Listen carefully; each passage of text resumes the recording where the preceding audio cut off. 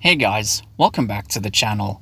Today I'm gonna be reviewing Season 1 of Squid Game. So Squid Game is a South Korean dystopian survival thriller series. It was produced by Netflix and created by Hwang Dong-hyuk. The first season aired in September of 2021 and comprised of 9 episodes. The premise is that a secret contest takes place comprising of 456 players, all of whom are suffering from some kind of financial hardship, and each of them are competing for a grand prize of 45.6 billion won. However, every single participant in this contest is essentially putting their own life on the line here, because if they lose, they die. Now, I did actually watch the first season back in 2021, albeit I came somewhat late to the party, specifically around December of that year. And I don't think anybody, let alone myself, was prepared for how successful and just how big of a pop culture icon the show would become. Not only was this the #1 show on Netflix that year, and is still their #1 show to date, but it spawned countless memes, internet challenges,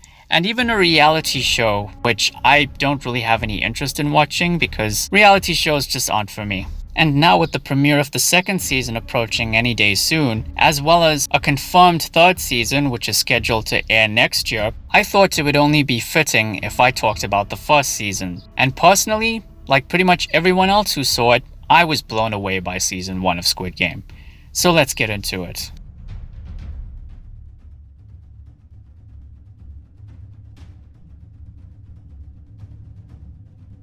So first of all, I liked the different types of games that were played by the contestants, each with their own varying degrees of challenge. And they're all said to be inspired by children's games, some of which you yourself may have played growing up. For example, Red Light Green Light is based off a game called Statues, in which kids typically had to run to a predetermined area where the leader is, but had to stop and keep still like a statue when the leader turned to face them. The Sugar Honeycombs game was a cool one and pretty intense, since it involved taking honeycombs and dismantling them in order to form a specific shape without breaking the actual design itself. And Tug of War, well, if you've ever played Tug of War as a kid, you know what to expect. Except this time the stakes are deadly, of course.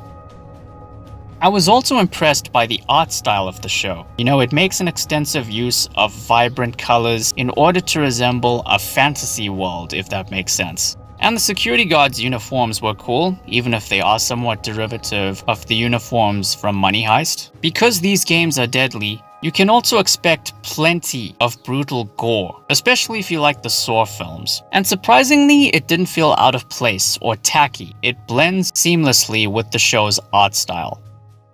And of course, this show had some pretty solid characters as well. The main protagonist is Seong Ji-hun, a down-on-his-luck everyman who is in serious debt with some loan sharks and is currently estranged from his ex-wife and daughter. There's also some other standouts in the cast, including Oh Il-nam, an elderly man suffering from a brain tumor and dementia, Ali Abdul, a Pakistani migrant worker who is trying to win the money after being cheated out of earnings that were rightfully his, and Hwang Jun-ho, a detective who is currently searching for his missing brother. The central theme of Squid Game is the value and importance of money, and the great lengths people will go to acquire it. It's definitely an anti-capitalist allegory, which I'm sure many people around the world can relate to. And I think the finale did a pretty good job in concluding the contest while teasing an appropriate direction for Season 2. I know a lot of people complain about a specific surprise reveal, but honestly, I like that part of the story.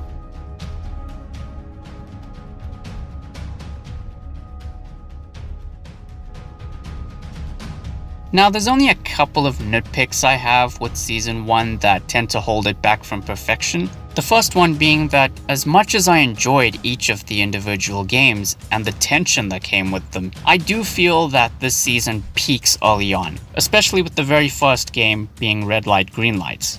Later on, there's a game involving marbles that works with a time limit, and the duration of the game itself compared to the length of the actual events happening on screen, the difference between those two things does require suspension of disbelief. And there's also some structural problems with the last 2 episodes. You know, basically, the 8th episode serves as little more than a bridge for the 9th episode. And the 9th episode serves as both the climax and epilogue to the season, as it features the final game. And considering how short the 8th episode is, I would have liked it if the events of that episode were merged with the final game, and then the entire 9th episode being the finale as a full-on epilogue, kind of like how Game of Thrones used to structure its conclusions.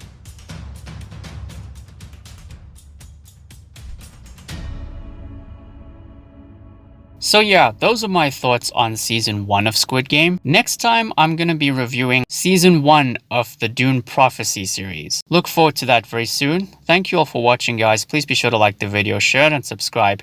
Ring the bell. Take care, and I'll see you soon.